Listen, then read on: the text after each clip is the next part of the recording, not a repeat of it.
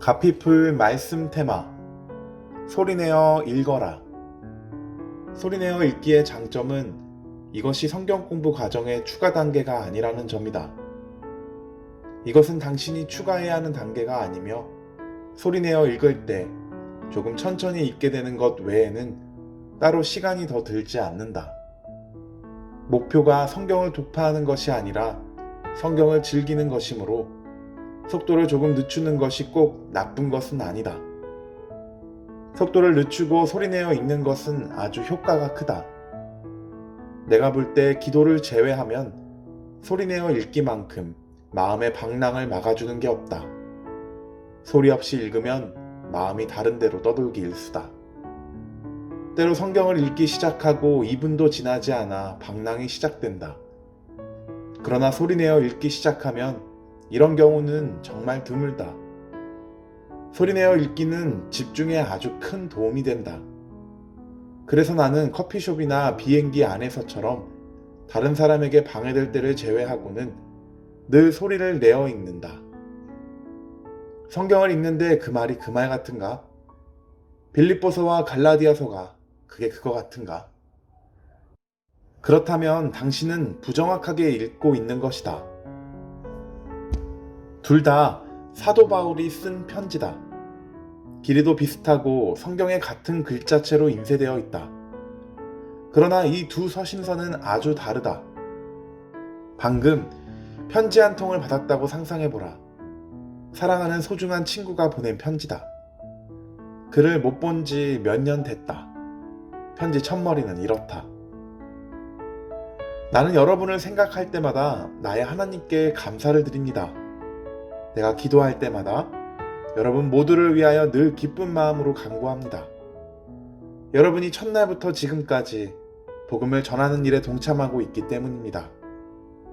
선한 일을 여러분 가운데서 시작하신 분께서 그리스도 예수의 날까지 그 일을 완성하시리라고 나는 확신합니다. 내가 여러분 모두를 이렇게 생각하는 것은 나로서는 당연한 일입니다. 내가 여러분을 내 마음에 간직하고 있기 때문입니다. 여러분 모두는 내가 갇혀 있을 때나 복음을 변호하고 입증할 때에 내가 받은 은혜에 동참한 사람들입니다. 빌립보서 1장 3절에서 8절 말씀 새번역. 어떤 느낌인가?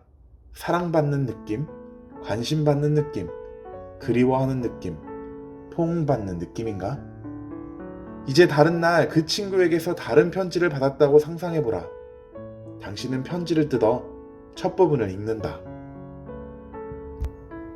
여러분을 그리스도의 은혜 안으로 불러주신 분께서 여러분이 그렇게도 빨리 떠나 다른 복음으로 넘어가는 데는 나는 놀라지 않을 수 없습니다. 실제로 다른 복음이 있는 것은 아닙니다. 다만 몇몇 사람이 여러분을 교란시켜서 그리스도의 복음을 왜곡시키려고 하는 것뿐입니다. 그러나 우리들이나 또는 하늘에서 온 천사일지라도 우리가 여러분에게 전한 것과 다른 복음을 여러분에게 전한다면 마땅히 저주를 받아야 합니다. 우리가 전에도 말하였지만 이제 다시 말합니다. 여러분이 이미 받은 것과 다른 복음을 여러분에게 전하는 사람이 있다면 그가 누구이든지 저주를 받아야 마땅합니다. 갈라디아서 1장 6절에서 9절 말씀 새번역. 이번에는 어떤 느낌인가? 꾸중받는다는 느낌인가? 조금 부끄러워지는가? 엉덩이를 걷어차이는 느낌인가? 성경은 서로 다른 이야기들, 여러 등장인물, 수많은 장면과 각기 다른 감정으로 가득하다. 소리내어 읽으면 이 모든 목소리가 밖으로 나온다. 소리 없이 읽을 때 누군가 내 머릿속에 들어와 내게 성경을 읽어준다. 당신은 그의 이름을 모를 테지만 그가 당신의 머릿속에도 나타나지 않을까 싶다.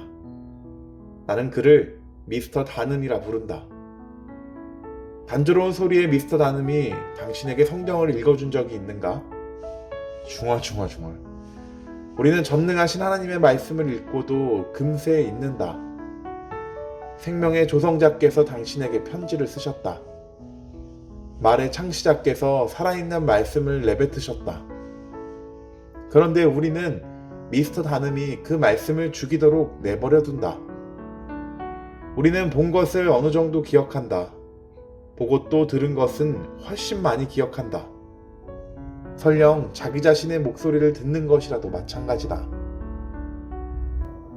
빈번하게 인용되는 소통 연구에서 각각 정보를 청각, 시각과 청각으로 제시했을 때 기억되는 정도를 비교했더니 결과는 놀라웠다. 72시간 후 정보를 청각으로 제시했을 때는 제시된 정보의 10%밖에 기억하지 못했다. 그 다음 결과가 놀라웠다. 정보를 귀로 듣고 눈으로 본 사람들은 제시된 정보의 65%를 기억했다. 시각과 청각의 결합이 이러한 차이를 낳았다.